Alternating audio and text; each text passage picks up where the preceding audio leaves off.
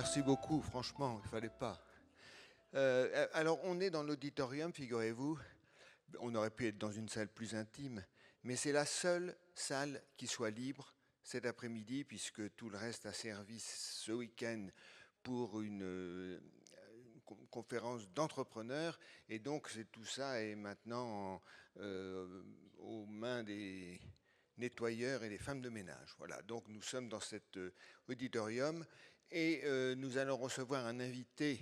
Alors, on a deux réunions aujourd'hui, je ne sais pas si vous êtes au courant. À 18 heures, nous recevons François-Henri Désérable qui va nous raconter le voyage qu'il a fait sur les traces de Che Guevara.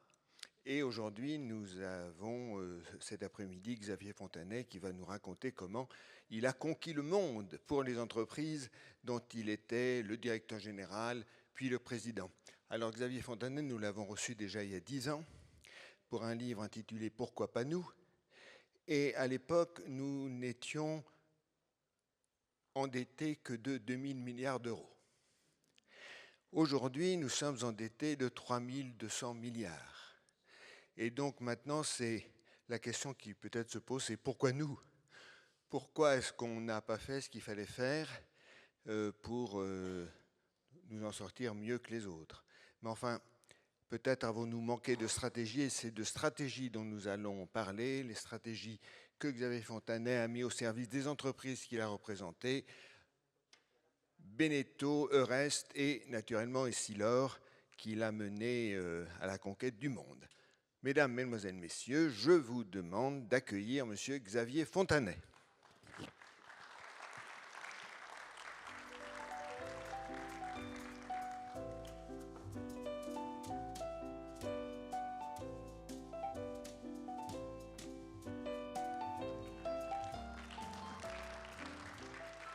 Ce n'est pas la salle la plus intime que nous ayons, mais c'est la seule qui soit disponible cet après-midi.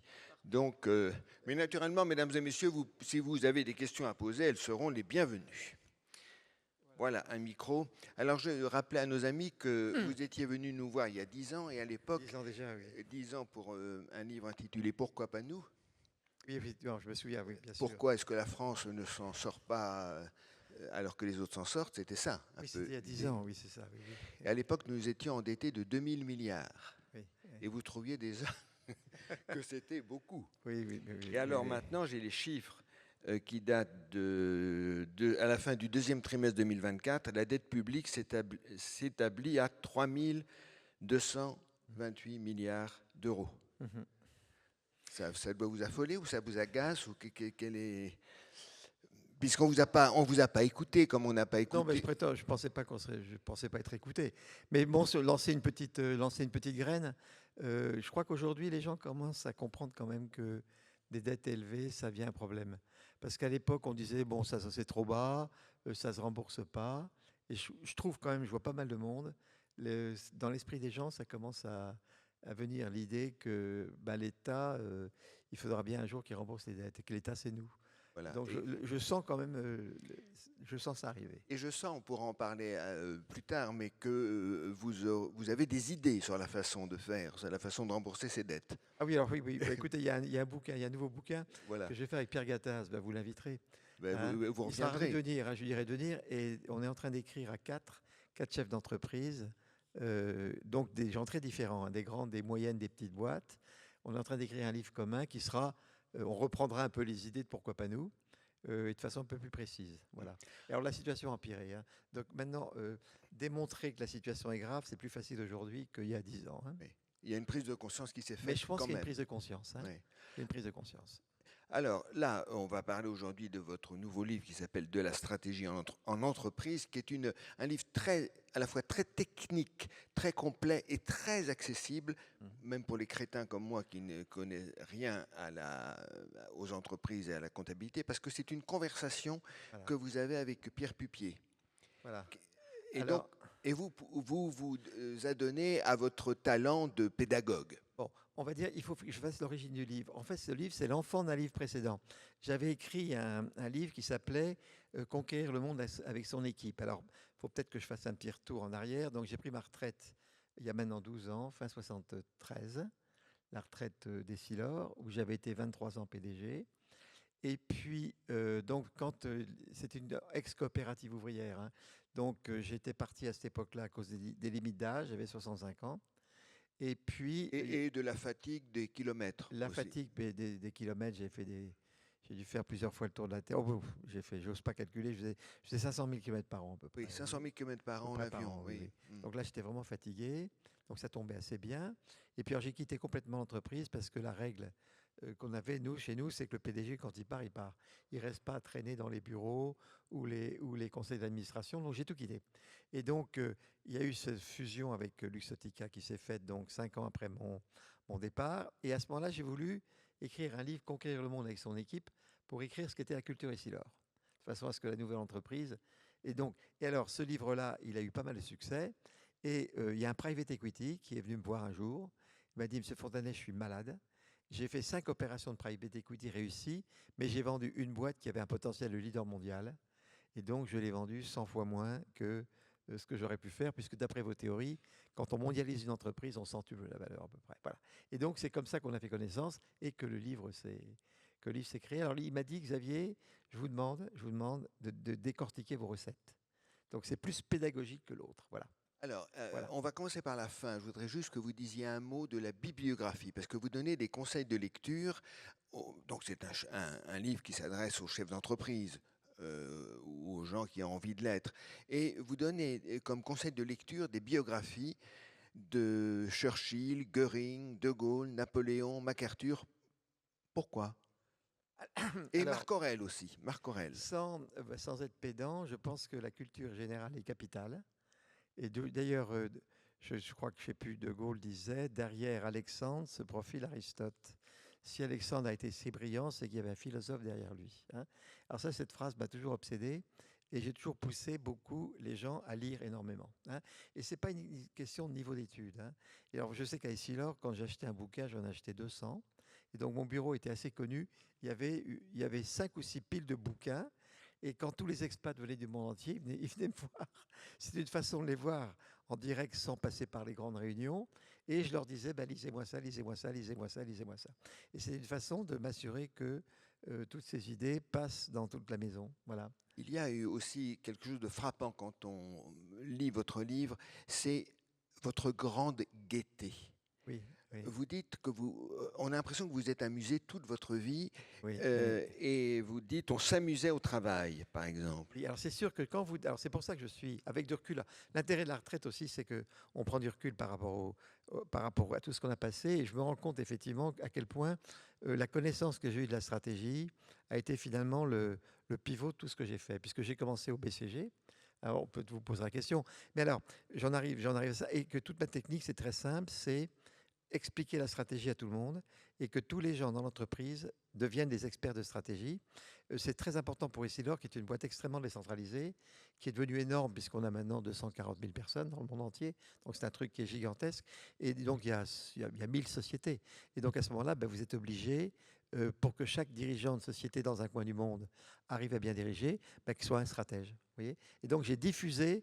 Je suis devenu prof, voilà. Oui. Quand l'entreprise est devenue, je me rappelle très bien, moi je suis rentré, il y avait 11 000 personnes, on a enlevé un tiers de l'entreprise, on est tombé à 8 000, et je me rappelle très bien, quand on est passé à 25 000, je me suis rendu compte qu'il fallait changer le mode de management. Et à ce moment-là, je suis devenu prof. Voilà. Vous avez racheté 150 entreprises, Oui, à peu près. à peu près, oui. Hein. Alors ça c'est tout le sujet. Bon.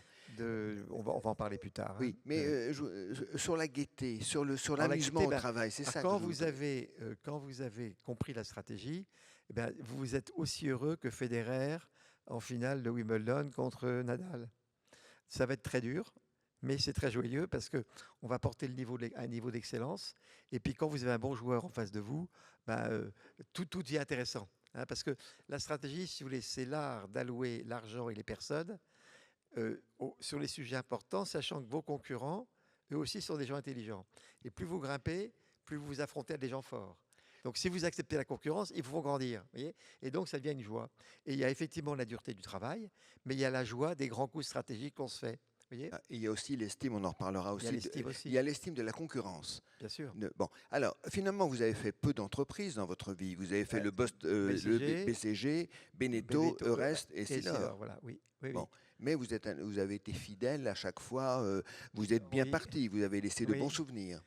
Oui, oui, ben oui, parce que je continue. Vous voyez, Madame Roux, tiens, Jean-François est là. Jean-François Mazan, J'avais oui. Madame Roux Oui, oui. avant-hier au téléphone. On a passé une demi-heure à discuter le coup. Vous voyez, ben donc tous Ouais. les clients que j'ai au BCG, toutes les entreprises où j'ai travaillé, je continue Alors, à les expliquez ce qu'est suivre. le BCG, Boston Oui. Consulting Group. Alors, c'est une chance que j'ai eue énorme. À vos Alors, je ne sais débuts. pas si ça vous dit quelque chose. Boston Consulting Group, c'est devenu une des plus grosses boîtes de conseil du monde. Et j'ai eu la chance de rentrer au tout début. Alors, c'est une boîte qui est née à Boston, d'où Boston Consulting Group.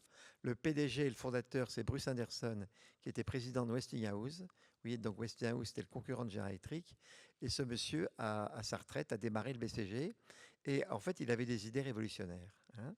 Alors, je les explique dans le livre. Et alors, 5. il y en a 5. Et alors, la chance, c'est de la chance parce que j'avais en fait dealé avec une très belle société, Creusot-Loire à l'époque, une très jolie division. Et donc, je devais prendre la direction des usines au nord de Paris. Et puis, je devais rentrer le lundi matin. La veille au soir, un copain, François de Carbonel, m'appelle en disant: Xavier, qu'est-ce que tu fous? Ben, je dis: je rentre chez Creusot-Loire. Oh là là, Xavier, tu rentres mardi parce que Bruce est à Paris pour BCG. Et donc, pour un Fontanais qui avait promis d'arriver lundi, dire qu'on arrive mardi, c'est un cauchemar. Toujours est-il que Carbonel était un très bon copain. Je dis: j'y vais. Et puis, alors, je m'attendais à rentrer dans un grand bureau de conseil, etc. Petite pièce de 24 mètres carrés, rue de Monceau, remplie de bouquins. Et il y avait le beau Bruce qui était là, donc un Américain majestueux. Il avait un rendez-vous avec Ambroise Roux. Alors, je ne sais pas si ça vous dit quelque chose. Ambroise Roux, à l'époque, c'était le plus grand patron de la CGE. Et une heure avant le rendez-vous, Ambroise Roux annule. Alors que Bruce était venu avec son beau costard de Boston. Et on me dit: pas de problème, Bruce, vous déjeunez avec Xavier. Et je me trouve à table avec ce titan. Et alors l'histoire est très drôle parce que on avait déjeuné dans un petit bistrot et on était sur une petite table. J'ai pas dans le bouquin, d'une petite table, vous savez, une petite table de bistrot. Il a pris une soupe et on a une discussion très vive. Et à un moment donné, il renverse sa soupe sur le pantalon. Alors je lui dis: Monsieur Anderson, écoutez, pas de problème, allez tout de suite à votre hôtel, et puis il n'y a pas de problème pour moi. Puis il fait ce geste-là. Il dit: Xavier, ça m'amuse plus de discuter avec vous. Là, je lui serre la main et je suis embauché, quoi. Voilà. Et donc, Mais, mon oui. destin bascule. Oui. Et alors, le truc intéressant, c'est que le BCG, donc j'explique tout dans le bouquin, a des idées complètement révolutionnaires. Qui vous ont servi toute votre À vie. toute la vie, hein. Et alors, j'avais la chance d'être là. Moi, j'ai dû rentrer 38e du BCG. À l'époque, ils étaient une trentaine à Boston et ils avaient commencé à prendre Paris pour attaquer l'Europe. Et aujourd'hui, ils sont quand même, je ne sais plus combien, ils sont 25 000, vous voyez, hein. Donc, c'est une réussite absolument phénoménale. Ça continue à se développer actuellement imperturbablement. Et donc, j'étais au tout début et j'étais donc en contact avec cet homme absolument exceptionnel. Et donc, j'ai pu comprendre le BCG, mais assister au moment où les idées étaient encore en train de se préciser, vous voyez. C'était en construction. Et donc, j'ai beaucoup participé. Et voilà, c'était Ça vous a formé aussi. ça m'a formé complètement Oui. intellectuellement. Et donc, j'ai pu adopter des métiers et des situations complètement différentes grâce à cette structure intellectuelle. Donc, moi, je vous conseille de lire le livre et de Oui, commencer par ça, hein. oui, Et oui, puis oui. après, vous verrez. Alors, le bouquin, en fait, finalement, c'est Pierre Pupier qui a exigé que je raconte toute ma vie parce qu'au début, on voulait faire Kessilor. Puis finalement, il a dit: écoutez, il faut parler de Rest, puis de Beneteau. Bon, alors, je parle de mon histoire, c'est pas par. Et non, non, non, non, mais Mais c'est au finalement, je contraire. pense que c'est intéressant Oui. parce que surtout, on voit comment on applique la stratégie dans une PME. Parce que quand je suis rentré chez Beneteau à l'époque, j'ai connu Madame Roux, le chiffre d'affaires, c'était 5 millions d'euros, vous voyez. Donc là, maintenant, ça va être 2 milliards, mais Oui. j'ai connu à 30 millions de francs. Voilà, hein. Et où elle, vous dites, elle surveillait l'argent comme le lait Cash. sur le feu, Bah le oui, parce qu'elle cash, elle parce avait un taux de qu'elle, croissance de 45% c'est par an. ça. Oui. Donc, même si vous êtes très rentable, à 45% de croissance, vous êtes très rentable, mais le cash, il faut. Et moi, j'ai appris, parce que ça a sauvé Silor. Puisque moi, j'ai appris à suivre le cash tout le temps. Et quand je suis rentré chez Silor, qui avait de gros problèmes de cash, je suis parti par là. Donc, vous voyez, donc Beneteau, oui, oui. En fait, ce qui est très intéressant, c'est le hasard qui s'enchaîne.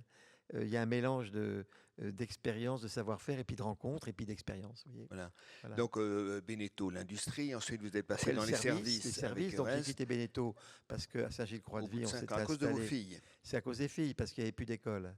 Et j'ai 3 filles que j'adore. Alors l'idée de les envoyer en pension, ça allait pas du tout. Et donc j'ai dit à Mme Roux: écoutez, je suis mes filles. Bon voilà. Et donc on est reparti à Paris. J'avais pas de job d'ailleurs à l'époque, mais pour moi c'était vital.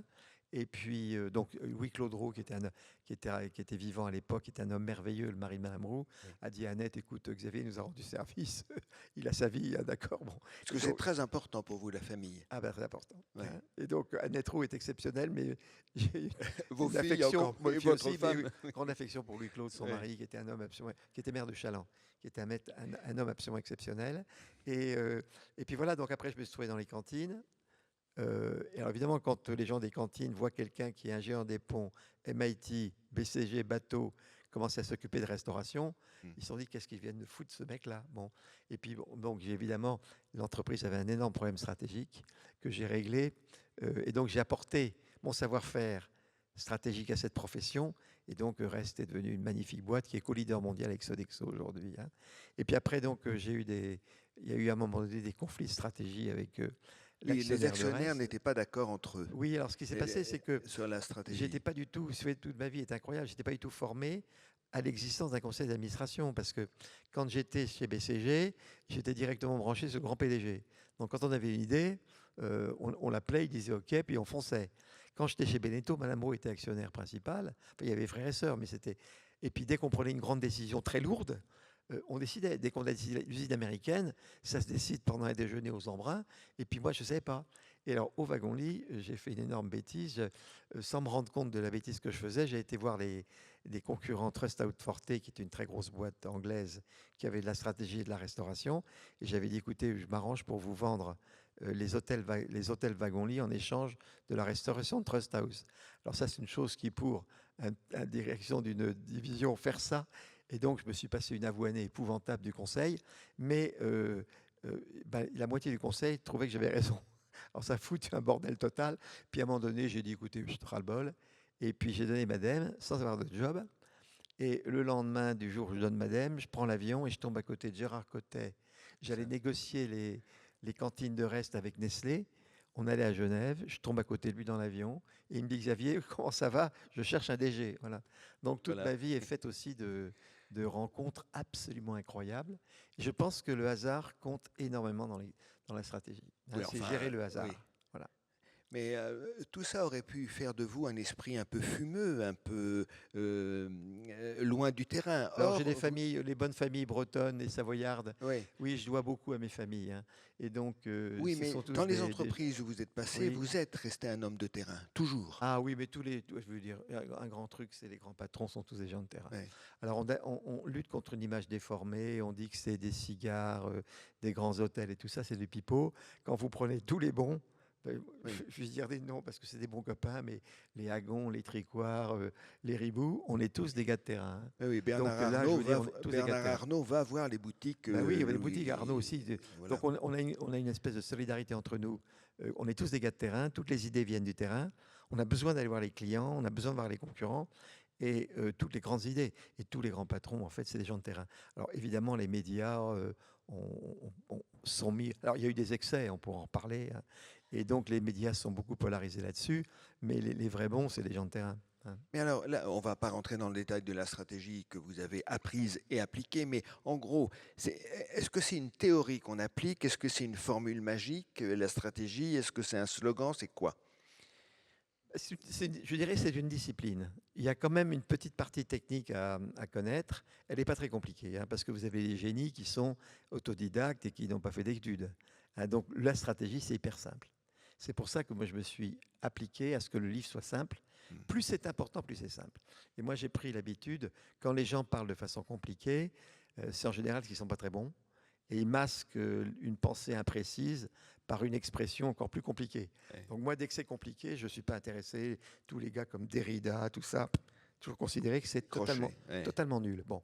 Mais tout le monde doit comprendre les choses importantes. Et plus c'est important, plus c'est simple. Ouais. Donc moi, j'ai toujours cherché à simplifier, à apurer. C'était ma grande lutte. Mais il y a une structure à voir, et puis après, c'est du terrain. Alors, il y a une notion quand même de pif, il y a quand même de bon sens, tout le monde ne l'a pas, mais en gros, en fait, chacun est super malin, et chacun doit être capable de comprendre la stratégie.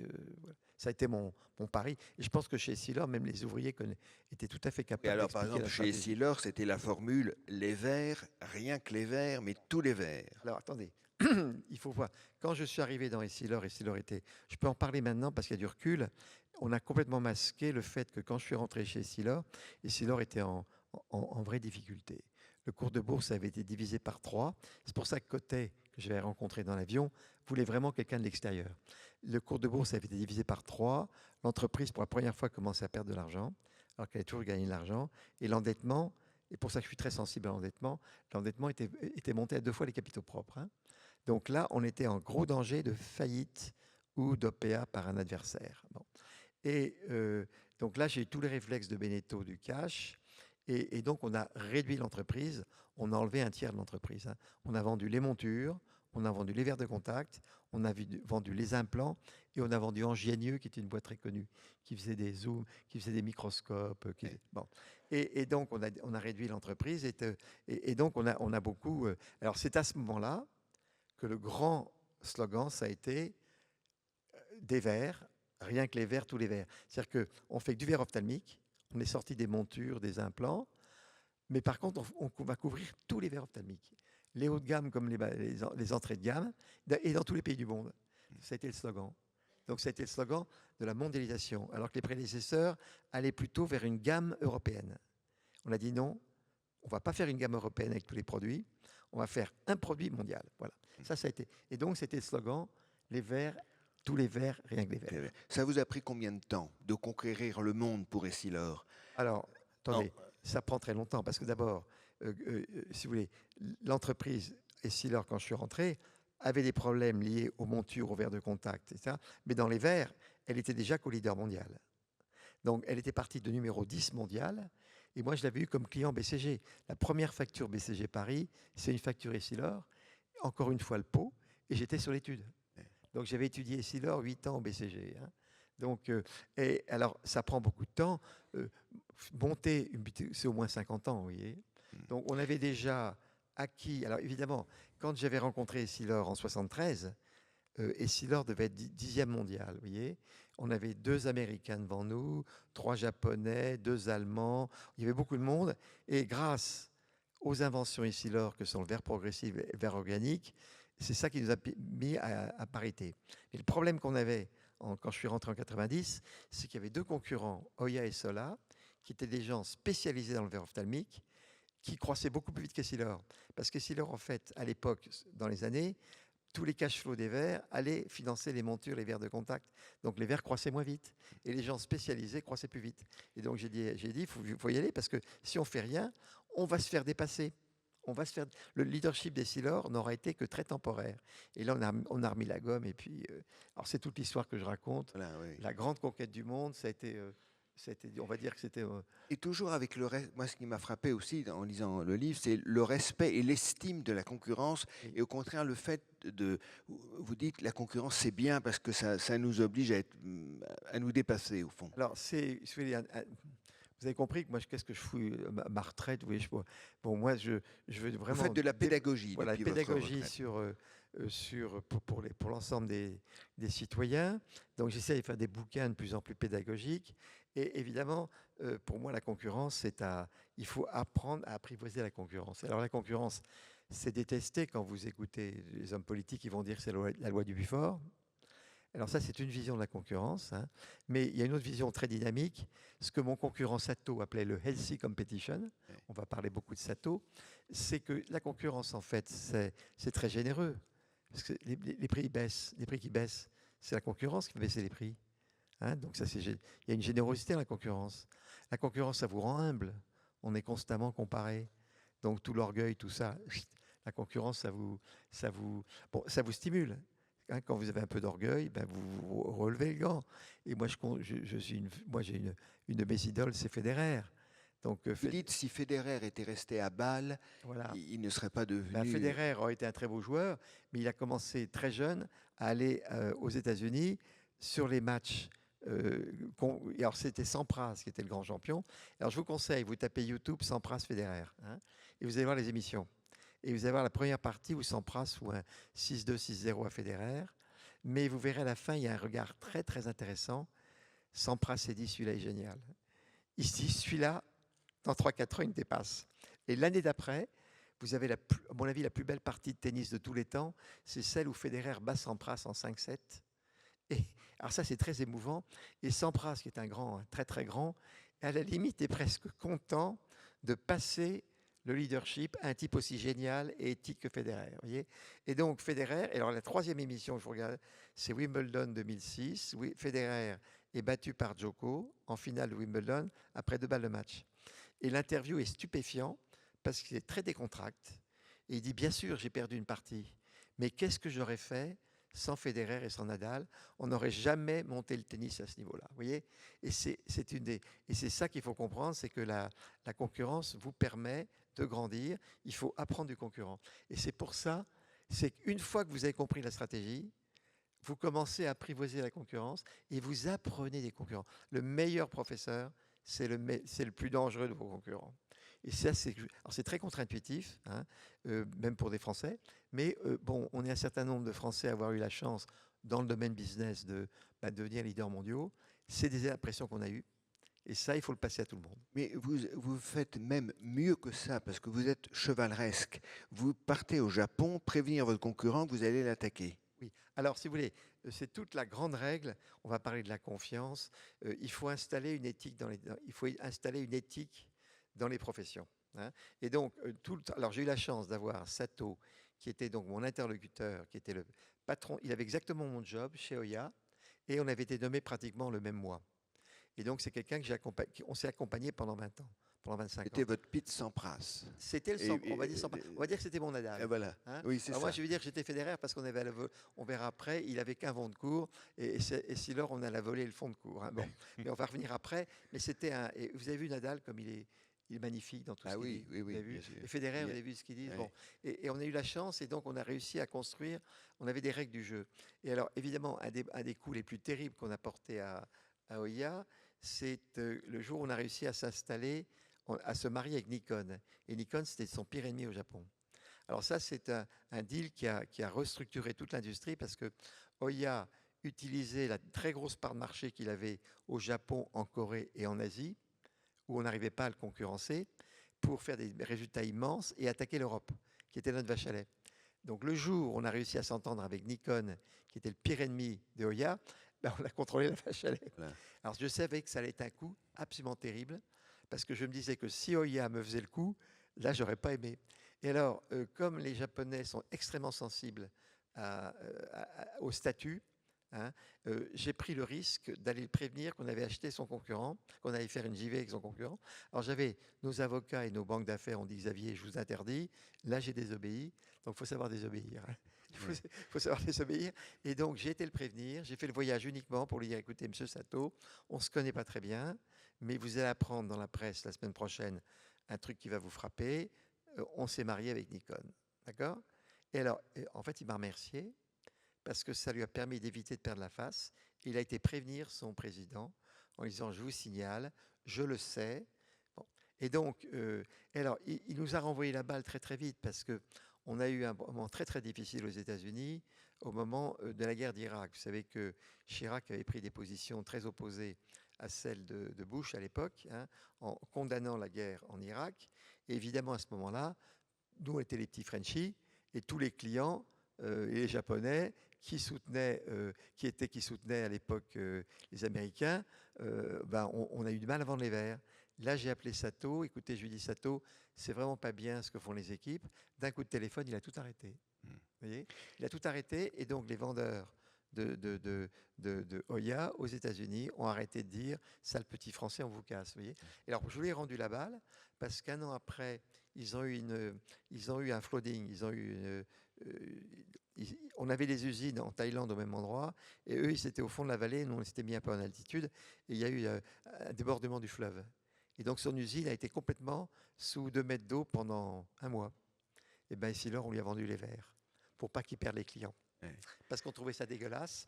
Et donc, on lui a vendu les verres, et il a pu comme ça garder les gros clients qu'on aurait pu lui piquer. Et ça, c'était une façon de garder une bonne relation entre nous. Et on a lancé on a vraiment lancé le healthy competition. On ne s'est pas piqué des gens, on pouvait expliquer des gens. On a toujours refusé.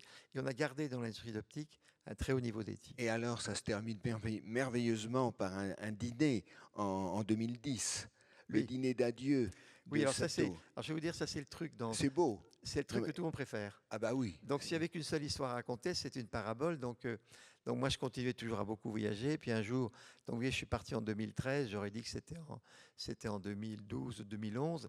Et je tenais beaucoup à faire tous les budgets. J'adore les budgets. C'est pas que je suis financier, je suis pas mais j'adore le budget parce que le budget c'est le moment. D'ailleurs, quand vous arrivez dans une entreprise, vous commencez par ça, par étudier les budgets. J'aime bien les chiffres. Hein. Oui. Et j'aime bien donner le goût des chiffres aux gens. Hein. La stratégie, c'est le chiffre. Hein. Ce pas des idées, c'est des chiffres. Et alors, j'arrive au Japon pour passer une semaine, hein, parce qu'on voit les clients, on fait le tour de tout le monde. Et puis, la secrétaire du patron du Japon me dit, Monsieur Fontanet, Sato a appelé. Ah bon? Il veut vous voir. Ah bon? Comment est-ce qu'il sait que je suis là? Qu'est-ce qu'il sait que je suis là? Parce que je n'ai pas prévenu. Il savait que j'étais au Japon. Bon. Donc, je lui ai dit, écoutez, d'accord, on prend rendez-vous. Alors là, j'étais malade. J'étais sûr qu'il allait me dire qu'ils achètent Zeiss, qui était le troisième. Et si Sato achetait Zeiss, pratiquement, Oya revenait au niveau des sealers. Donc, c'était 20 ans de boulot à la trappe.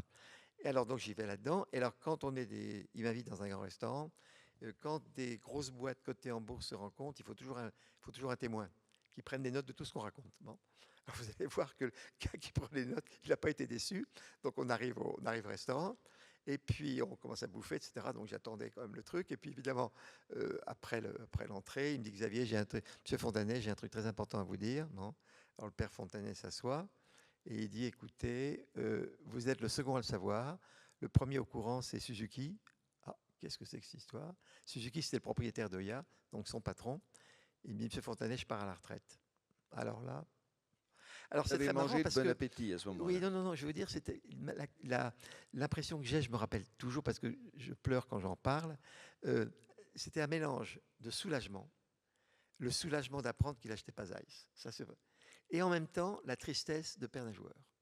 Je me dis, zut, il est tellement bon, c'est un mec complètement éthique, et qu'est-ce qui va le remplacer? Et donc j'ai eu ces mélanges au même moment, et il me dit, vous savez, je veux un truc, Fontanet, on a été nommés pratiquement le même jour. Je vous suis depuis 23 ans. Je sais tous les jours où vous êtes. Alors, comme je voyage beaucoup, et quand je voyage, je vois les clients, automatiquement, les gens d'Oya savaient où j'étais. Donc, je vis quasiment avec vous. Voilà, et il dit même, tous les matins, ah oui, allez-y. tous les matins, je me suis réveillé en disant, je coule Essineur et je cogne Fontanet. Voilà. Voilà. Alors, il dit ça, et alors bon, et puis après, il me dit, mais je vais vous dire un truc. Je me sens plus proche de vous, même que de mes amis japonais.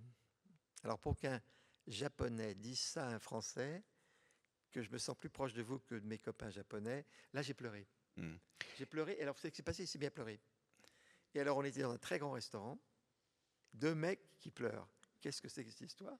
Et donc c'était le gag absolu. Oui, et alors en plus vous le remerciez. Vous lui dites, sans vous, nous n'aurions jamais fait Essilor. Sans la concurrence quotidienne que nous nous sommes livrés dans tous les pays, sur tous les produits, je n'aurais jamais été capable de faire progresser Essilor comme nous l'avons fait. Donc c'est quand même une belle histoire humaine. Ça, je pense que s'il fallait tout résumer, tout, c'est ça. Ouais. Tout est là. Faire aimer la concurrence. Et alors après, la concurrence, c'est la liberté aussi. Alors, hein. C'est philosophique. Hein. Aider la concurrence, c'est l'individu, c'est le génie, c'est la liberté. Au fond, c'est l'aventure aussi. C'est l'aventure, c'est les valeurs de l'Europe en fait. Alors, hein. dernier épisode sur Sato, c'est votre dîner d'adieu chez Essilor. Ah oui. Alors sans me prévenir, ils ont fait venir Sato pour la grande fête, donc il y avait beaucoup de monde dans la fête, et Sato a une standing ovation. Donc il m'a fait un topo très sympa qui racontait toutes les histoires. C'était à pleurer de rire, parce que le topo de Sato à mon départ, c'était les 10 points stratégiques qui ont fait bouger l'industrie. C'est-à-dire qu'on menait le jeu, et donc à nous deux, on a vraiment les coups de Sato qui étaient terribles, ce qu'il a inventé, et les nôtres qui étaient pas mal, c'est les 10 moments sur 20 ans qui ont structuré l'industrie. Donc le topo de Sato, c'était un cours de stratégie à pleurer, de beauté.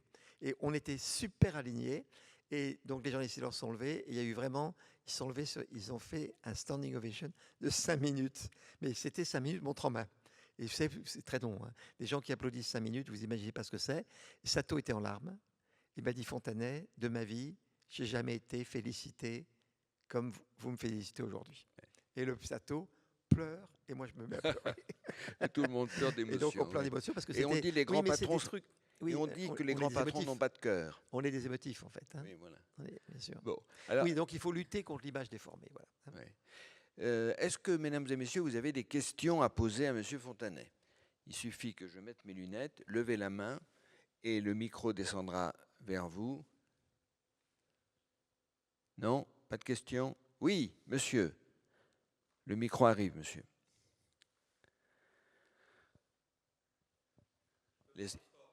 Oui, mais le micro arrive, l'escalier est très escarpé. Ce sera plus facile, vous n'allez pas vous casser la voix. Vous pouvez murmurer dans le micro. Merci. Bonjour et merci de votre présence. Vous avez évoqué les 5, au départ, je crois, M. Hoffman ou vous-même, vous avez 5 grands principes ou 5 grandes idées qui ont été au cœur de votre accomplissement professionnel et finalement de vos stratégies.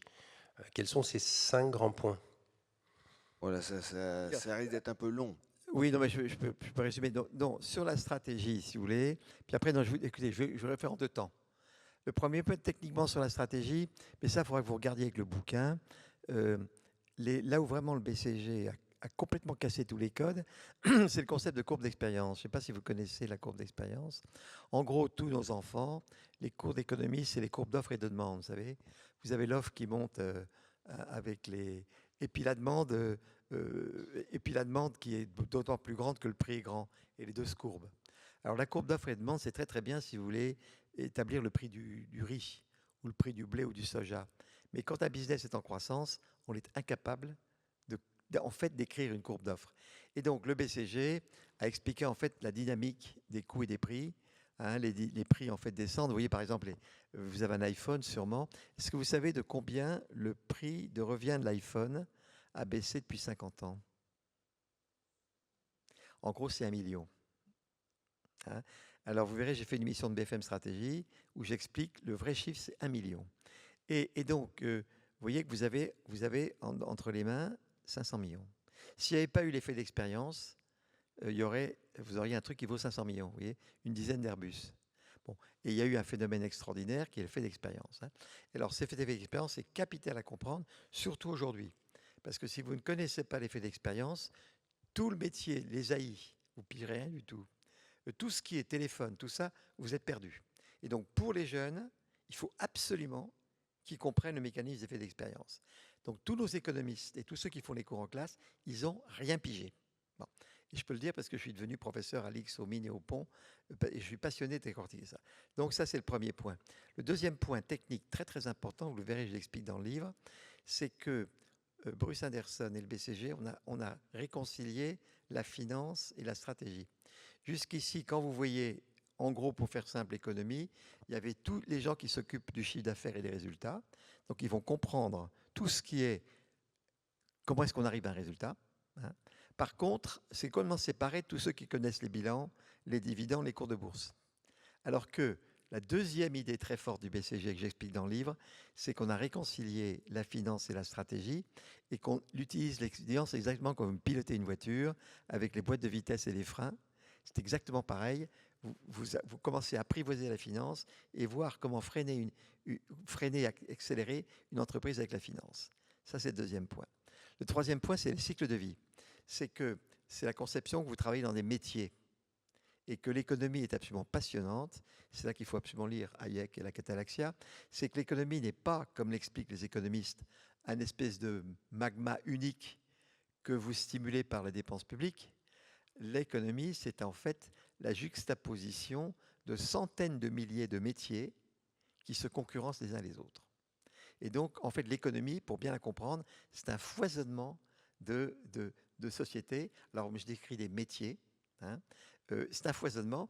Et tous ces métiers se concurrencent les uns les autres. Par exemple, la diligence a été coulée par les trains.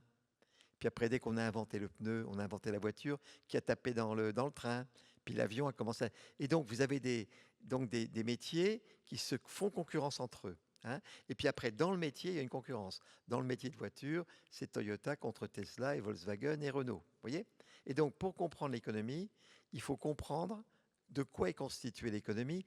Et alors, la bonne question, c'est réfléchissez à toutes les entreprises que vous avez travaillées depuis que vous êtes levé. Hein, vous avez travaillé, il a fallu de l'eau. Et pour faire de l'eau, vous vous rendez compte, tout le boulot pour faire de l'eau, vous avez pris un savon.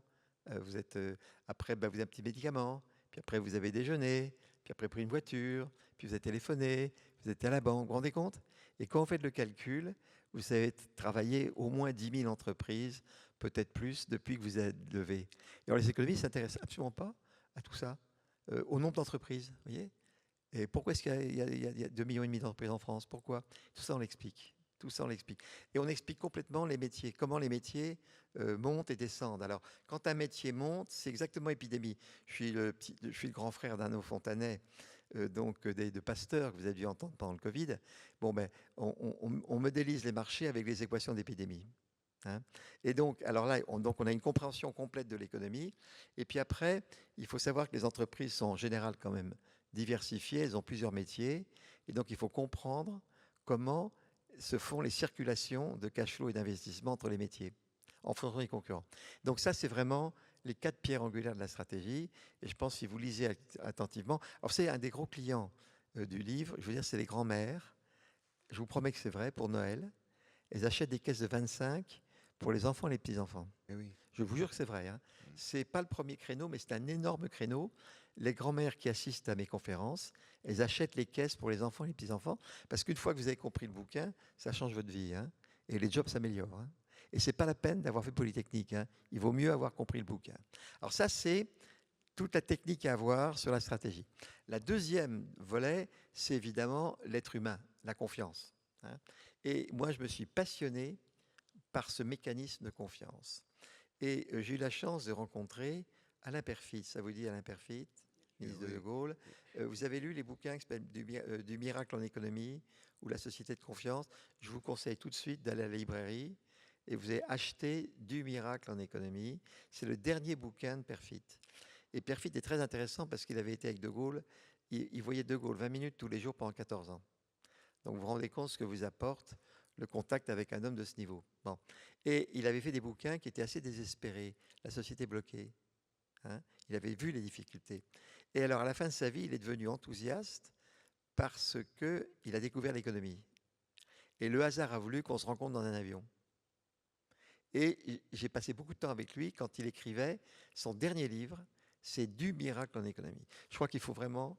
Vous l'avez dans votre bibliographie. Voilà, il est à lire, je vous assure, c'est un bouquin sublime à lire. Et alors, vous avez la synthèse entre un homme politique et il a compris tout ce qu'apportait l'entreprise à l'économie.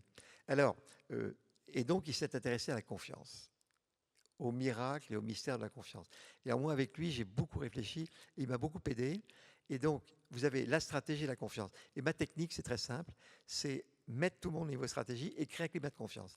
Alors, qu'est-ce que la confiance? La confiance, il y a 3 dimensions. Il y a la confiance en soi. Hein. Donc, pour qu'une entreprise fonctionne, il faut que chaque employé soit bien dans ses pompes. Hein. Alors, la confiance en soi, c'est très compliqué. C'est un équilibre entre l'arrogance qui est insupportable et les gens qui passent leur temps à se flageller. Vous voyez, c'est une limite très fine. J'ai confiance, mais je ne suis pas crâneur. Je connais mes limites, je suis humble, mais je me flagelle pas tout le temps. Vous voyez, c'est une ligne très fine à trouver. Ça, c'est la confiance en soi. La deuxième dimension, c'est la confiance dans l'autre. Et ce n'est pas évident du tout. Il y a des tas de gens qui ont besoin de tout contrôler pour bien travailler. Vous voyez, si vous êtes en équipe, que vous travaillez sur un produit et que vous avez besoin pour que votre produit marche, que le voisin que vous ne commandez pas travaille bien, il y a des tas de gens qui sont paralysés. Ils n'arrivent pas à travailler s'ils ne contrôlent pas tout. Vous voyez ? Et donc, un des points très importants, c'est vraiment l'esprit d'équipe, c'est d'arriver à être bien dans sa peau et bien travailler en faisant confiance à l'autre. Et alors, moi, je peux vous dire que les moments où j'ai le plus grandi dans ma vie, c'est quand on m'a fait confiance. Je me rappelle très très bien, j'étais encore au BCG, donc on était une toute petite boîte, on était 10 personnes, Et j'avais vendu un cas extrêmement culotté à une très grosse entreprise française, parce que j'avais une idée assez géniale, mais un peu tordue, mais géniale. Et j'avais fait une étude dessus, et le patron avait peur. Alors je lui ai expliqué, et il m'a dit, écoute Xavier, c'était le mécanique hein, qui est devenu Schneider. Xavier, je te fais confiance, je ne comprends pas ce que tu fais, mais je pense que c'est bien. Sache simplement que si tu te plantes, tu abîmes le BCG. Mais je te fais confiance, vas-y. Le jour où mon patron me dit, je te fais confiance, je peux vous dire que j'ai... Et là, le client, il en a eu pour son fric. Hein, voyez. Donc c'est la confiance dans l'autre. Très important d'apprendre, parce que c'est en donnant confiance. Moi, quand je disais à un gars, des Sealers, écoute, je te confie l'Australie, parce que je te fais confiance, je te demanderai simplement le reporting, je te demande la transparence, parce que je te fais confiance. Je sais que le gars grandissait. Voyez. Et donc, apprendre à faire confiance. Et puis, troisièmement, il faut la confiance dans la stratégie, parce que le français est très intelligent, mais il est très désobéissant. C'est-à-dire que le français va désobéir au chef pour montrer qu'il est plus malin. Et la façon de faire obéir le français, c'est de lui parler, il faut lui parler vrai, du grand sujet. Et je prends toujours l'exemple de Napoléon, si vous voulez, qui était un type épouvantable, mais complètement génial. Et dans la partie de génie, en gros, le début de sa vie, jusqu'à, on va dire, Austerlitz, Wagram, disons, après ça allait moins bien. Napoléon, c'est ce qu'il faisait. D'abord, il était sur le terrain. Hein. Contrairement à Clausewitz, son grand adversaire, se mettait dans un château à 25 km de la bataille et se faisait amener les plans de la bataille avec des chevaux. Parce qu'il disait, pour bien réfléchir, j'ai besoin d'être détaché de toutes les craintes physiques, d'être au calme pour prendre les bonnes décisions. Napoléon, ce n'était pas pareil. Napoléon, il allait sur le champ de bataille en risquant de se prendre les balles. Et la veille au soir, il allait dans les tentes et il expliquait la stratégie du lendemain à tous les soldats.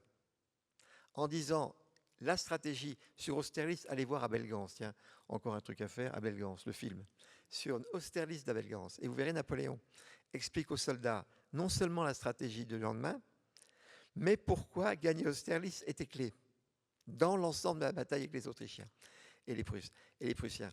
Et donc les soldats disaient, tu nous as pris pour quelqu'un de sérieux, on sera demain au combat. Et c'est très amusant parce qu'au BCG, j'avais un de mes meilleurs copains, s'appelait Bolko von Oettinger, donc c'est le gars qui a monté BCG Munich. Et lui, c'était un fanat de Clausewitz. Donc on passait notre temps à se battre tout le temps. Moi, je défendais Napoléon et lui défendait le Clausewitz. Et je crois que je veux dire que j'ai gagné la bataille parce que j'ai trouvé des textes de Clausewitz à la fin de sa vie. Et le texte est absolument sublimissime. Clausewitz dit finalement, je pense que c'est les Français qui avaient raison, parce que les Français s'approprient la bataille, alors que les Prussiens et les Autrichiens, plus nombreux et mieux équipés, ne font qu'obéir au chef. Vous voyez le truc? C'est capital. Et donc, le système de confiance, c'est un mélange d'une bonne stratégie, parce que vous ne pouvez motiver les gens que quand la stratégie est bonne. Si la stratégie est mauvaise, surtout avec les Français, un Japonais va obéir à une mauvaise stratégie. Un Américain va obéir à une mauvaise stratégie. Jamais un Français. Le Français a besoin de comprendre la stratégie pour obéir. Hein. Et ça, c'est le truc le plus important. Et puis après, il faut vraiment travailler la confiance. Alors le gros truc à faire, c'est éliminer les gens qui cassent la confiance. Hein. Vous avez des gens qui sont très doués pour casser la confiance. Alors autant moi, je suis un gars très doux, mais alors, dès que j'ai vu les petits barons qui voulaient casser la confiance, alors je peux vous dire, ça giclait tout de suite. Voilà, ça giclait tout de suite. Là, j'étais, parce que ça casse tout le système, vous comprenez les petits minoritaires qui s'assument à foutre le bordel, alors je peux vous dire, ça ne durait pas longtemps chez Sealer. Donc je suis un gars très très doux, sauf là-dessus. Là-dessus, j'étais intransigeant. Voilà. Monsieur. Merci pour toutes vos interventions.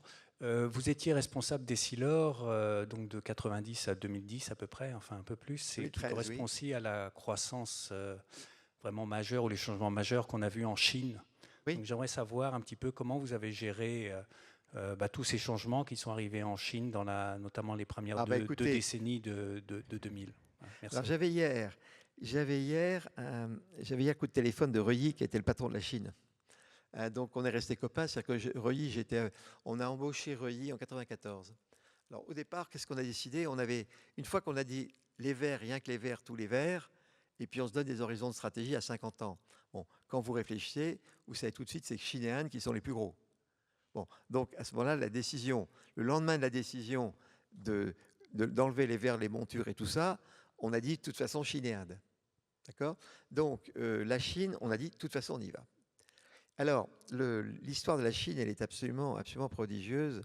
Le Reuilly dont je vois, je lui ai demandé d'écrire un bouquin sur tout son parcours. Donc, c'est le patron des Silor Chine pendant 25 ans. Il avait été avant patron de Danone.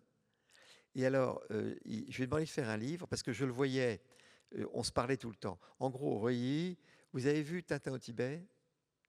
Vous voyez le personnage de Chen, le petit chinois? C'est Reuilly. Alors, je ne veux pas me prendre pour Tintin, mais c'est donc la fidélité du chinois tout le temps. Et donc, on avait une vraie intimité. Alors, la raison est la suivante, c'est que Reuilly avait fait donc l'ENA. Donc, c'est un enfant d'un chinois extrêmement lettré. Il a fait l'ENA et il a fait un stage à Rennes. Et il a rencontré Antoine Riboud, qui inaugurait une usine de yaourt. Et Reuilly était chargé d'organiser la journée pour M. Riboud. Donc, à la fin de la journée, M. Riboud l'embauche. Lui fait faire HSC et il monte, et donc c'est Reuilly qui monte Danone Chine. Bon. Et puis quand Antoine Riboud quitte et passe les mains à Franck, son fils, qui est un très bon ami, hein. On est vraiment très très très bons amis. En fait, Franck était complètement surchargé et il n'a pas pu appeler Reuilly tous les jours. Alors que moi, Reuilly, mettons tous les 2 jours, on avait une conversation de 5 minutes. Et Reuilly avait besoin de sentir que j'étais là pour travailler. Alors, qu'est-ce qui s'est passé? Le jour où Antoine est parti, le patron de la Chine Chérier a dit « Reuilly, ce type est complètement génial, il ne va pas rester sur le marché, plus d'une journée ou 2 journées. Coup de téléphone, Xavier, demain matin, vous êtes à Hong Kong. J'ai un rendez-vous avec Reuilly. » Alors, je partais en week-end en Normandie avec mes enfants et mon épouse. Et puis je dis, écoutez, là, je m'excuse, mais on va annuler. Je fais demi-tour. Bon, j'ai écouté, je suis désolé, mais je suis obligé de partir à Hong Kong. Coup de peau, j'arrive à prendre l'avion. Et le lendemain matin, je vois Reuilly. Alors tout de suite, le coup d'œil, on voit tout de suite que le type est génial. C'est-à-dire que quand il est dans une pièce, tout le monde le regarde. Il a une présence déjà. Donc il a le charisme, cette espèce de mystère qui fait qu'une personne, on voit qu'il est là. Et alors on s'entend, et puis j'ai tout de suite pigé le problème. Le problème, c'était pas un problème de fric, c'était un problème, il avait perdu son père. Alors je lui dis, alors déjà j'étais venu, j'annule le week-end pour faire l'aller-retour pour lui. Donc le PDG, moi-même PDG, là déjà ça fait. Et je lui dis, écoutez, Reuilly, vous voyez mon téléphone, c'est l'époque où on avait les téléphones Nokia. Numéro 1, mon épouse. Numéro 2, 3, 4, mes 3 filles. Numéro 5, ma mère. Si vous rentrez chez Silor, vous êtes numéro 6. On se serre la main, on l'embauche, on ne discute même pas de fric. Et en fait, il cherchait son père. Voyez, et donc, je me suis substitué. Et alors, donc, il a commencé et on a commencé. Alors, on commence de zéro. Parce qu'à l'époque, il n'y a rien. Il n'y a pas une lunette en Chine. Alors, qu'est-ce que vous faites? Alors, on commence à faire. Alors, j'ai fait ça avec lui. Donc, j'ai senti que le type était complètement génial. Donc, j'y allais beaucoup. Et puis, on avait un patron de l'Asie qui était génial, Patrick Chérier. Et donc, on a fait un trio. Et puis, le patron des productions, Brion. C'est à 4, on a tout monté. Alors, j'ai expliqué ce qu'on a fait. On a commencé à se promener dans les rues. Et dès qu'on voyait quelqu'un qui avait des lunettes, on s'approche de lui. Où t'as acheté tes lunettes? Et comme ça, on va voir les opticiens. On commence à voir les opticiens, il y en avait très très peu. Dès qu'on voit l'opticien, on dit, mais où t'as acheté tes montures ou tes verres? Puis à ce moment-là, on prend la voiture et puis on va voir les usines. Donc on a commencé à voir. Et en fait, il y avait très très peu de lunettes à l'époque. Les seuls qui avaient des lunettes, c'était le Parti communiste et l'armée. Et donc il y avait une société qui produisait fondamentalement pour le Parti communiste et l'armée. Mais c'était tellement merdique qu'on n'a pas voulu se mettre sur les bras une usine comme ça. Et à l'époque, je vais vous dire, il y avait 27 000 personnes dans l'usine et Silor avait 11 000 personnes. Donc on n'avait pas se foutre en Chine, un truc de 27 000 personnes avec des technologies complètement dépassées. Donc c'est là où le patron des productions a une idée complètement géniale. On a commencé à discuter avec la mairie de Shanghai et on a dit, écoutez, on est prêt à monter une usine géante à Shanghai en 1994, mais on vous demande des droits de douane. Vous vous rendez compte, avec du recul, quand on y pense, c'est de la folie pure. On dit, écoutez, on est prêt à mettre une très grosse usine à Shanghai. À l'époque, c'était 50 millions d'euros.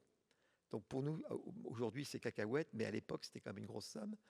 Et on a fait la chose, c'est qu'on a démonté l'usine américaine en Floride et on a monté l'usine en Chine en prenant tous les volumes américains. Donc on a fait une usine délocalisée des US à partir de la Chine. Vous voyez le genre de raisonnement. Et à ce moment-là, on disait au gouvernement chinois, on vous monte une usine avec 1000 personnes, mais pour ne pas être concurrencé par le Laos ou le Vietnam, on vous demande un droit de douane de 42% pendant 12 ans. Et ils nous le donnent. Donc à ce moment-là, donc le coup de génie, c'était quand même le patron mondial des productions qui a eu l'idée, effectivement, non pas de démarrer zéro, parce que les usines ophtalmiques, c'est très très très lourd en capital, et pour descendre la courbe d'expérience, il faut beaucoup de temps et beaucoup de volume. Et le marché chinois n'avait pas du tout ce qu'il fallait. Donc on a commencé en délocalisant l'usine de Miami, de Floride, on l'a montée à Shanghai, et on a chargé l'usine avec le volume américain, qui était gigantesque. Et ça nous a permis de monter en puissance et de monter une usine d'une efficacité phénoménale. D'ailleurs, à un moment donné, on avait des très bons rapports avec le Parti communiste parce que le DRH était un gars du parti. Hein. On avait mis le quartier de l'usine, on avait mis le maire, on avait donné à la mairie 4% du capital. Donc on avait le maire de l'usine au conseil d'administration. Et ils nous avaient passé un gars du parti comme DRH. Alors je peux vous dire que ça filait doux. Et à un moment donné, ils sont absolument géniaux, les Chinois. On a vu le génie des Chinois arriver, parce qu'au début, les Chinois étaient complètement, après du Mao Tse-tung, c'était effrayant dans quelle pauvreté ils vivaient. On a vu très vite le génie arriver. Et en fait, le patron RH a dit, vous savez, les verres ophtalmiques, ça demande des mains très fines, c'est de la dentelle. Et vous vous rendez compte qu'ils ont pris toutes les dentelières shanghaiaises comme ouvrières. Et un jour, j'arrive voir l'usine, je vois des petites, et en plus elles sont jolies, elles étaient mignonnes, super bien sapées, avec des petits cols. Et puis le DRH a dit, vous savez, pour les verres ophtalmiques, on vous a pris les meilleurs, ils avaient pris des dentelières, vous vous rendez compte? Donc vous voyez les genres de trucs, donc on a vu ça monter, donc on a eu un très bel outil de production. Puis alors le deuxième coup de génie qu'on a eu, c'est que on a inventé Amazon avant la lettre, parce qu'on se rendait compte que les opticiens avaient énormément de mal à aller se procurer les verres et les montures, parce que les usines auxquelles ils achetaient étaient totalement bordéliques. Et donc à ce moment-là, on a monté avec les équipes des grands centres de stockage et des vélos. Alors l'opticien, il n'avait plus besoin de sa voiture pour aller chercher les verres. Avec un téléphone, un téléx ou un ordinateur, il passait la commande du verre ophtalmique. Et alors, vous savez, les verres ophtalmiques, pour être bons, on a besoin de gammes extrêmement fines pour coller à chaque vue. Donc, quand vous savez, vous avez des verres, vous avez du -2, mais vous déclinez à 10 verres. Donc, les gammes c'est du prêt-à-porter, mais c'est des gammes extrêmement fines. Et nous, à ce moment-là, on a mis un stockage. Et l'opticien pouvait sur une commande, il passait un coup de fil, il avait exactement le bon verre, alors qu'avant, il l'avait jamais. Et il l'avait en 1 heure. Alors on a mis des mobilettes avec les marques Essilor et on a tout fait démarrer le marché grâce à ce système de mobilettes.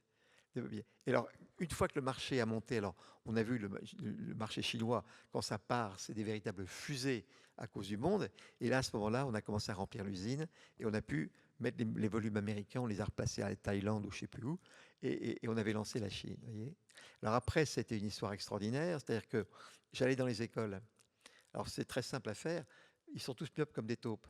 Donc vous prenez les élèves, sur une école, ils sont 50, vous donnez 5 paires de lunettes, vous repassez l'année d'après, les 5 qui ont des lunettes sont premiers de classe.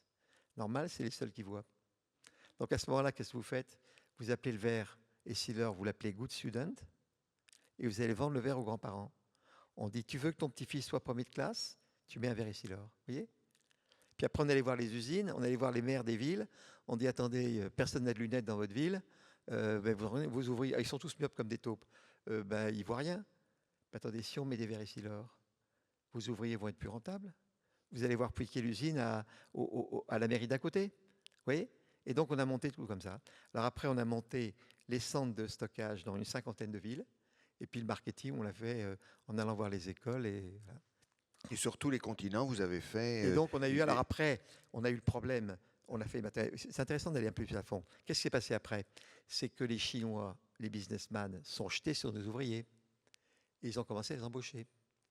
Donc, on a commencé à voir des tas de concurrents qui arrivent de partout. Donc, c'est les types qui avaient piqué nos ouvriers et nos contremaîtres. Alors, qu'est-ce qu'on a fait? On a donné des stock options à tous les ouvriers. On a dit, on vous donne des stock options et vous gardez les stock options que si vous prenez votre retraite à Essilor. Sinon, vous les perdez. Alors, comme l'action d'Essilor a explosé, les stock options qu'avaient tous les ouvriers étaient très élevés. Donc, on les a tous gardés. Tous les cadres bourrés de stock options. Oui, on s'est amusé. Alors après, il a fallu expliquer au Parti communiste qu'on allait donner des stock options à des communistes. Alors les communistes ne voulaient pas. Alors, vous vous rendez compte, les communistes qui sont contre les stock options, contre le capital aux salariés. On a réussi à les persuader. Donc on n'a que des histoires à dormir debout. Et vous allez avoir un très beau bouquin qui va sortir. J'ai demandé à Reuilly de raconter toute l'histoire de Chine. Et alors, si vous voulez, ce qu'il faut expliquer, et moi c'est pour ça que je suis ravi de vous faire ces conférences, et je vais en faire dans toute la France, c'est que les grosses boîtes, leaders mondiaux, c'est que des coups de génie. Il faut expliquer aux Français que ce n'est pas les PDG, ce n'est pas des gros mecs avec des cigares, etc. Bon, alors il y en a qui ont fait des conneries avec les salaires, hein, je ne suis pas du tout d'accord avec tous ces gens-là.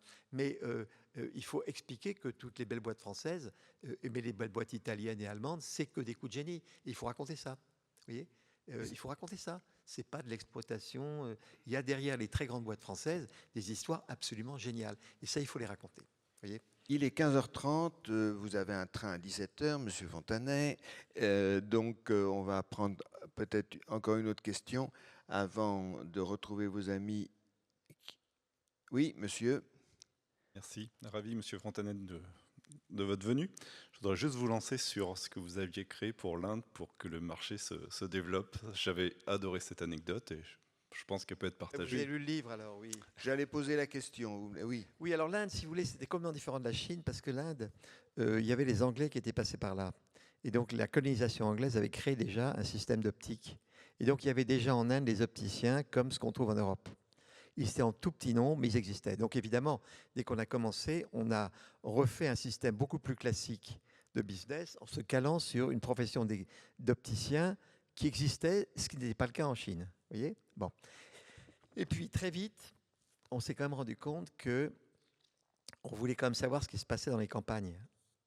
Et alors, comme toujours, le hasard est arrivé. On a commencé. Alors, l'Inde, c'est pas du tout fait comme la Chine. Hein. Il y a pas 40 villes de 3 millions d'habitants ou 10 millions d'habitants. Hein. Vous avez 4 ou 5 grandes villes à 10 millions d'habitants. Puis après, la ville moyenne, c'est 150 000 habitants. Parce qu'il y a une densité géographique des populations qui fait que l'Inde, toute l'Inde agricole, c'est des petits villages de 2000 à 2500 habitants. C'est exactement ce que disait Braudel d'ailleurs. Hein. On retrouve exactement Braudel sur l'Inde. C'est pour ça qu'il faut lire Braudel. Hein. Bon. Et en fait, un jour, on visitait une usine, on visitait une ville de 150 000 habitants et on voit une dame. Alors, je n'étais pas là. C'est le patron de l'Inde. Il voit une dame qui arrive. Alors, vraiment, elle était très, très, très pauvre et elle veut acheter des lunettes. Bon. Et alors, le patron d'Essilor Chine dit, chère madame, écoutez, le hasard nous rencontre. Je vous offre la lunette avec mes sous. Et la fille pique une colère et elle brandit ce billet en disant « J'exige de payer, que faites-vous de ma dignité ?» Vous vous rendez compte? Alors, à ce moment-là, le type, il m'appelle parce qu'il était très choqué par le truc. Et je lui dis « Écoute, Jayant, va voir tout de suite d'où vient cette femme. » Et alors, en fait, cette femme venait d'un petit village. Elle avait fait une journée de voyage. Elle était accompagnée par une cousine parce qu'elle était très vieille. Et en fait, elle était venue acheter à la ville. Alors, je dis, tu vas dans le village. Et donc, une semaine après, un mois après, l'équipe d'Essilor va. Et il tombe sur le poteau rose. La vision en Inde, c'est des gens qui ont des valises et qui visitent les villages toutes les semaines avec des ready-made. Vous voyez ce que c'est qu'une ready-made? C'est ce qu'on achète, c'est le pharmacien. Hein, c'est les montures que vous achetez je sais pas, 12 €, 20 €. Et donc, ils avaient des gammes de lunettes dans une valise et les gens venaient louer les lunettes. Alors après, on demande, mais quel est le prix? Alors le prix, c'est 1 roupie par quart d'heure. C'est-à-dire que le gars, il a une petite fiche et puis il prend les heures. Et puis en fonction, vous avez pris une demi-heure, mais c'est 2 roupies, 3 quarts, vous voyez? Et donc en fait, les gens payaient 1 roupie, vous voyez, ils passaient toutes les semaines, ils payaient 1 roupie par an pour bien voir un quart d'heure par semaine. Bon. Alors après, on creuse le truc. Qu'est-ce qu'on fait? En gros, c'est les femmes qui étaient les gros clientes et elles enfilaient dans les chats des aiguilles les fils de couture. Hein, et puis après, elles lisaient les courriers qu'elles recevaient. Alors, qu'est-ce qu'on a fait? On a révolutionné le truc. On a monté des caravanes.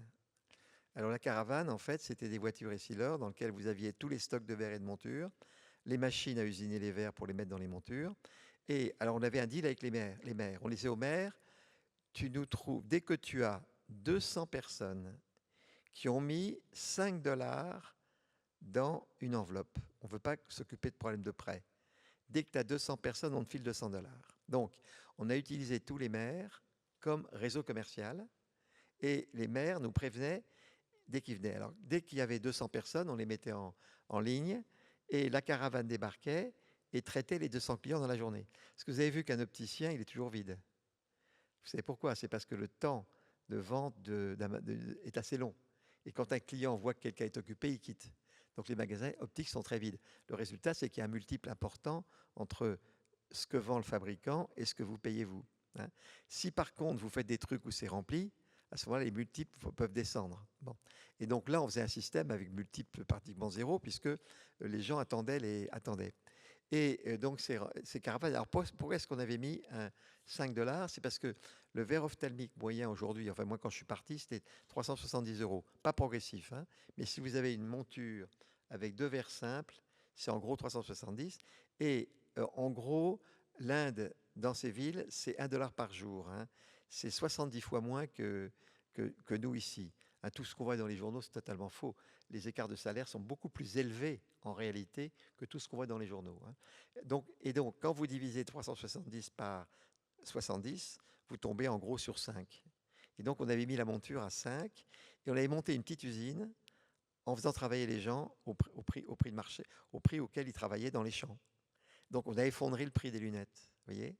Et donc, la caravane est devenue hyper rentable. Et je sais que quand je suis parti, donc on a monté les caravanes en 2005. Quand je suis parti en 2013, il y avait 6 000 personnes. Je crois qu'ils sont 22 000 aujourd'hui. Et ils font aujourd'hui 25 millions de montures. C'est-à-dire qu'ils font plus de montures que la France, par exemple. Alors ça, c'est un succès phénoménal. Hein. Et donc, on a eu tous les grands prix du développement durable sur ce truc-là. Hein. Alors, lisez, je raconte tout dans le livre. Hein. Oui, et puis je raconte tout dans le livre. Sur tous les continents. Enfin, vous avez été leader, vous dites. Alors, c'est là où, la force que vous avez, si vous voulez, c'est que quand tous les marchés sont différents. Les stratégies dans chaque pays sont différentes. On n'a jamais adapté. Alors, c'est très important. Hein, on n'a jamais eu 2 fois la même. Les stratégies, c'est totalement différent si le marché est vierge ou si le marché est occupé. Si le marché est occupé, il faut acheter. Et si le marché est vierge, on démarre de zéro. Donc, il y a tout un savoir-faire. Et donc, il n'y a pas de pays pareil. Parce que vous avez tous les Chinois, toute l'Asie, c'est des yeux trop gros, ils sont tous myopes. Donc, en gros, c'est les verres de série. C'est du prêt-à-porter. Tout ce qui est occidental, donc l'Europe et l'Amérique, tous hypermétropes, des yeux trop courts. On est tous hypermétropes et donc presbytes. Et donc, il faut les progressifs. Ce n'est pas du tout les mêmes systèmes. Donc, il y avait déjà toute l'Asie des stratégies de myopes. Mais l'Inde, c'est indo-européen. Hein, c'est aussi, toute l'Inde et tout ça, c'est des stratégies progressives. Ce n'est pas du tout les mêmes, vous voyez. Et puis après, suivant les pays, vous n'avez que des cas différents. Il y a un gros leader en place, il n'y a personne. Il y a tout. La distribution est concentrée, elle n'est pas concentrée. Vous ne pouvez pas. Et donc, là, l'intérêt de la stratégie, c'est que vous avez le savoir-faire global que vous adaptez au terrain. C'est pour ça qu'on accumule une expérience colossale. Mais on ne joue jamais 2 fois la même partie. Et c'est Federer qui vous expliquera que les cordages de raquettes, ils dépendent de la surface et de l'adversaire. Hein. Alors, je n'arrive pas à voir, je rêve de connaître, j'adore le tennis, hein, le savoir-faire de Federer, comment est-ce qu'il corde ses raquettes, mais quand il a une raquette contre Nadal sur Roland-Garros, ce n'est pas le même cordage que quand il est contre Djokovic sur du bois. Voilà. Et ça, c'est la stratégie. Donc, vous avez le savoir-faire global, mais il faut l'adapter à chaque fois. Donc, c'est une science et on l'accumule très vite. Alors, moi, je terminerai en plus. Moi, je vous fais les stratégies. Je m'amusais avec mon menuisier breton, là, un menuisier que j'adore. Eh bien, j'ai fait sa stratégie avec lui. Entre le pays Bigoudin, le pays Fouet-Nantais et Quimper, il a ses concurrents. Il y a tout ce qui est, en gros, il est dans les planchers et puis il y a tout ce qui est les murs. On a fait les portefeuilles stratégiques et je peux vous dire qu'il va tout dominer. Hein. Je vous garantis, dans 5 ans, il a tout ramassé. Dans 5 ans, il est en Chine. Dans 5 ans, on verra.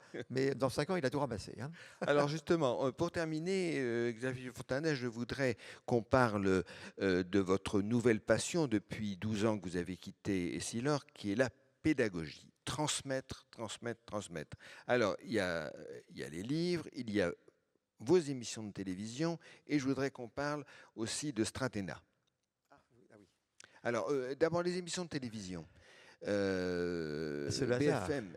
C'est le hasard, parce que moi, je ne devrais pas être en France, si vous voulez. Moi, j'aurais dû rester. On m'a proposé de devenir administrateur à Singapour du plus gros fonds.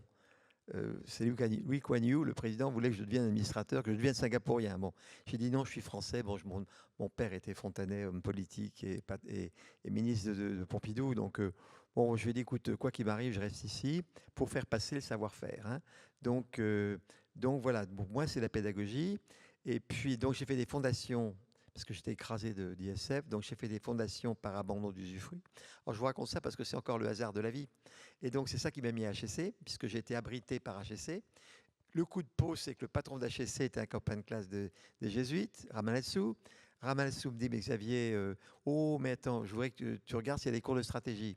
Donc, je fais un petit peu de temps à HEC, puis je lui dis, non, il n'y a pas de cours de stratégie. Ben, il me dit, tu deviens prof. Alors, il me nomme prof affilié à HEC, puis je monte un cours de stratégie. Bon, le succès énorme du cours. Et puis, à un moment donné, je suis appelé par Alain Veil, qui était à l'époque patron de BFM, et qui me dit, Xavier, vos cours d'HEC, vous faites une émission télé. Donc, oui, les hasards, c'est de la folie pure. Donc, je lui trouve, je me mets d'accord avec BCG, puis je fais ces émissions. Donc, j'en suis à 330 quand même. Hein, que l'on peut voir sur Internet. Toutes les regarder. Hein. Et puis, alors, ces émissions, elles ont un succès extrêmement important. Elles partent un peu dans l'éducation nationale, parce qu'il y a des profs qui commencent à dire « Oh là là, c'est très intéressant ». Donc, ils l'utilisent. Et puis alors, j'ai eu, il y a 3 ans, le corps des mines, des X, qui dit « Monsieur Fontanet, est-ce que vous pourriez faire vos émissions de télé dans nos écoles ?» Vous voyez ? Alors, je suis parti, donc ça fait 3 ans, donc j'ai monté un cours révolutionnaire d'économie. Bon, on a évidemment les problèmes avec les professeurs qui disent « Qu'est-ce qui vient foutre ce type-là ?» Un patron du 440, professeur, c'est la grève. Alors, pas de problème. Je me mets d'accord avec les élèves et les anciens élèves, et on va faire une plateforme. Donc, on est en train de monter un truc complètement génial, qui est un cours de stratégie que vous pouvez avoir. Hein. Alors là, l'autre client, c'est les grands-mères et les grands-parents pour les petits-enfants. Vous les formez à la stratégie, et on va se mettre au prix de Netflix. Hein. Donc, quand ils viennent en vacances, vous arrêtez Netflix, et puis vous les abonnez au... Alors, je vous assure que l'idée m'est venue. Je me faisais faire une piqûre l'année dernière. Donc, j'attends. Il y a une charmante dame à côté de moi qui me dit « Est-ce que vous êtes Monsieur Fontanet ?» « Oui. »« Monsieur Fontanet de BFM Business. »« Oui, madame. Cher monsieur, je vis avec vous. » Ah, je suis absolument ravi. Vous m'en dites un petit peu plus. Mais écoutez, en fait, je vais vous dire ce qui se passe, c'est que j'ai mes petits-enfants, quand ils sont en vacances, je ne peux plus les supporter de voir jouer à des conneries, et ben, je les force à regarder vos émissions. Voilà. Et donc, c'est là qu'est venue l'idée de Stratena. Donc, Stratena, c'est un jeu de stratégie. J'ai simulé des univers concurrentiels. Donc, et je vous mets en PDG. Je vous mets en PDG, par exemple, de Renault aujourd'hui dans l'automobile. C'est-à-dire que je simule tous les marchés. J'ai tous les concurrents, donc Toyota, Volkswagen, Tesla, BYD. Je mets les intelligences artificielles dans les concurrents et vous commencez à jouer et on voit le score que vous faites. Hein. Alors, quand on fait des bons sports, j'amène à la télé. Hein. Alors, vous verrez, j'invite les gagnants à la télé. Alors ça, c'est le meilleur diplôme. Hein. Un gosse qui passe à la télé, il met ça dans son CV, il a tous les jobs qu'il veut. Et plus sérieusement, c'est une façon de passer. Et alors, vous avez dans stratégie... Voilà, l'appendice numéro 3, le QR code. En fait, code. je parle à tous les grands-parents, en fait. Hein. Je sais pas, alors, je vais vous dire comment ça marche, le bouquin. Il y a 4 créneaux. Le premier créneau, c'est les private equity qui ont investi. Donc, ils achètent des caisses de bouquins et ils donnent 5 bouquins à toutes les boîtes dans lesquelles ils ont mis du fric pour former à la stratégie. Et au bout de 3 mois, ils m'invitent à dîner et on discute. Ça, c'est le premier créneau. Le deuxième créneau, c'est les boîtes. Donc, les boîtes veulent former, mettons, 100 personnes. Ils achètent 100 bouquins. Ils passent ça à tout le personnel. Et au bout de 3 mois, ils m'invitent et on discute. Vous voyez ? Ça, c'est le deuxième. Après, il y a les grands-mères. Hein. Les grands-mères cadeaux de Noël. C'est-à-dire que pour être sûr que vos petits-enfants se débrouillent dans le monde dangereux, mais plein d'opportunités qui nous attendent, pour être sûr que les petits-enfants se débrouillent, et ben vous leur achetez le bouquin, d'accord ? Vous donnez ça aux enfants et aux petits-enfants à partir de 17 ans, vous voyez, hein ? Et alors, vous avez derrière un QR code. Oui. C'est-à-dire qu'après, vous cliquez avec votre iPhone ou votre iPad, et vous avez le fameux jeu Stratena. Donc là, le jeu, il y a 2 jeux. Il y a l'échiquier que j'ai eu quand je suis arrivé chez Essilor et l'échiquier qu'on a fait après pour la conquête du monde. Donc tout ça, il y a déjà des milliers de personnes qui ont joué, et les gagnants, ils verront à la télé. Voilà. Voilà. Oh là là. Donc si vous voulez lancer, le mieux c'est vous prenez le bouquin, et puis après, vous dites à vos... Si vous avez, le mieux c'est... Là, on a visé des gosses de 18-20 ans. Ils prennent leur iPhone, QR code, et là, vous allez voir. Et alors, tous les scores qu'ils font, on a ça sur un gigantesque ordinateur, et on fera des très gros cadeaux aux gagnants.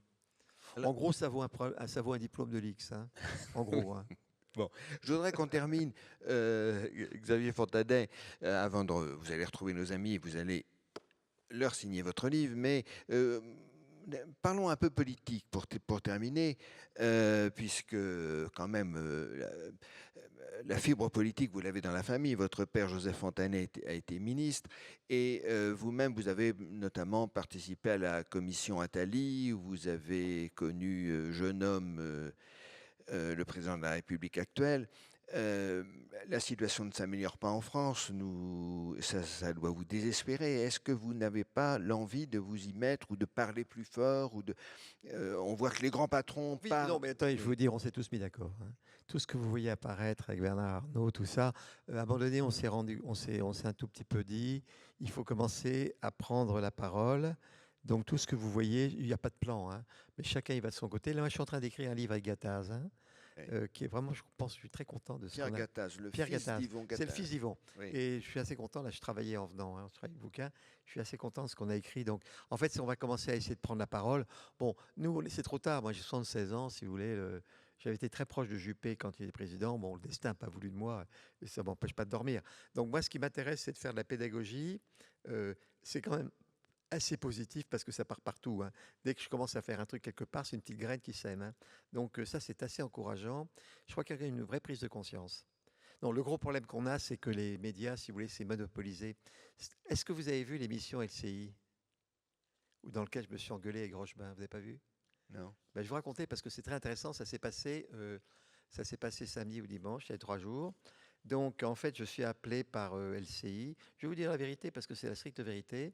Et il me dit, Fontanet, on voudrait absolument Rochebin veut absolument vous avoir à la télévision ce soir.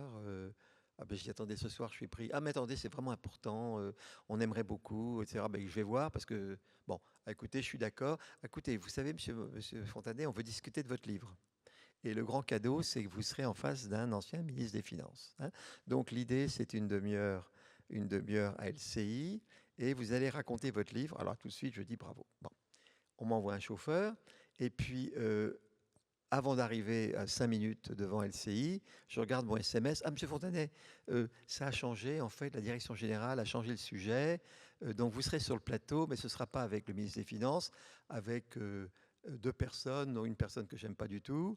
Et puis je dis, qu'est-ce que je fais? Est-ce que je les plante? Est-ce que j'y vais? Parce que c'est pas ce qui est prévu. Bon garçon, ça c'est ma limite. Finalement, j'y vais. Et puis alors, c'était un piège complet. Il voulait un PDG pour taper dessus. Et donc, en gros, Rochebin ne passe jamais la parole. Et puis, au bout de 20 minutes, ça devient... Alors, je dis, qu'est-ce que c'est cette histoire? Puis j'ai écouté, je vais partir parce que pourquoi vous m'avez invité? Bon. Alors, il dit, non, mais je vous promets, effectivement. Il me passe la parole. Et puis, je prends la parole, je me fais couper, notamment par Perry, qui est un type que j'aime bien d'ailleurs, qui est un bon journaliste. Je me fais couper. Bon. Alors, j'arrive quand même à faire mon point. Mais bon... Et puis après, donc, là, je commence à ne pas être content du tout. Et puis, il me repasse la parole, mais en disant, écoutez, à toute vitesse, on arrive à la fin. Là, carrément, j'explose. Et vraiment, je l'engage. Écoutez, c'est scandaleux. Alors, vous invitez les entrepreneurs. On est obligé de bouger nos emplois du temps. Et moi, j'étais un alibi complet. Bon, alors vraiment, je me fâche absolument. Et ça s'arrête comme ça. Alors, à la fin de l'émission, je vois Rochebin, et là je l'engueule comme du poisson pourri. Je dis, ce que vous faites, c'est scandaleux, ça fait du mal au pays. Et alors j'avais un grand amiral qui passait après pour parler, vous savez, les généraux, qui était à côté de moi, qui assiste et qui dit, écoutez, monsieur, je soutiens Fontanet complètement, qui est entièrement d'accord. Alors l'histoire ne s'arrête pas là, parce qu'après il y a Twitter. Alors le Twitter a été rempli de suiveurs qui disaient, c'est scandaleux. Tous ces journalistes, au fond, c'est un tout petit monde. Ils se reçoivent les uns les autres, d'une chaîne à l'autre. Et donc, on ne met pas les Français, parce que moi je dis, donnez la parole aux Français, donnez la parole aux PME. Là, vous êtes tous entre vous, c'est un petit monde. C'est vachement grave. Et donc, alors Twitter, je peux vous dire. Alors, du coup, j'ai retweeté sur Rochebain et Perry les tweets les plus agressifs que j'ai eus, qui étaient là. Donc, on a un vrai sujet, nous, pour communiquer.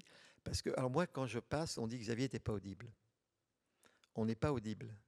Parce on est PDG de grosses boîtes, et donc il y a un gros problème de communication, et on peut communiquer par les bouquins, parce que la télévision, pratiquement toutes les chaînes, bon, à part, alors bien sûr, je ne parle pas du Figaro et quelques autres qui, au contraire, ouvrent tout à fait leurs colonnes à des gens comme nous, mais la majorité est vraiment très agressive. Et ça, je pense... Moi, par exemple, j'ai des gens qui m'ont dit, Xavier, j'étais à 2 doigts d'investir en France, voyant l'émission, je ne mets pas les billets. Alors ça, le SMS, là, le père Rochebain, il va se le prendre. Et éventuellement, je vais écrire au grand directeur de la chaîne en vidant tout le sac. Alors j'hésite à mettre je vous demande conseil, est-ce que je mets les photocopies des SMS dans lesquels ils m'ont invité en me mentant? Parce que là, le petit gars qui a fait ça, il gicle. Alors j'ai encore mais voilà, la bataille, c'est pour vous dire, on est tout à fait prêt à parler, mais la bataille, elle est là, donc on n'a pas fini. On n'a pas fini de vous entendre et on n'a pas fini de vous voir à la boule. Oui, mais il faut aussi que vous écriviez aux journaux en disant, écoutez, changez un peu les... Il faudrait que vous écriviez à la télé en disant, on voudrait voir des mondes, c'est de l'entre-gens, faites parler les vrais Français, donnez la parole à tous les gens de terrain, il faut que vous écriviez. Et moi, je sais ce que je conseille. Vous écrivez carrément au PDG, lettre commandée, et copie de la lettre à Macron. Très bien. On n'a pas parlé de Macron, mais on n'a plus le temps, donc il faudra que vous reveniez. Merci, mesdames et messieurs. Vous allez pouvoir retrouver Xavier Fontanet qui va vous signer son livre, et puis bon retour à Paris et bon week-end à Quimper. Voilà, merci beaucoup, et puis merci beaucoup d'être venu. Et puis voilà, merci beaucoup.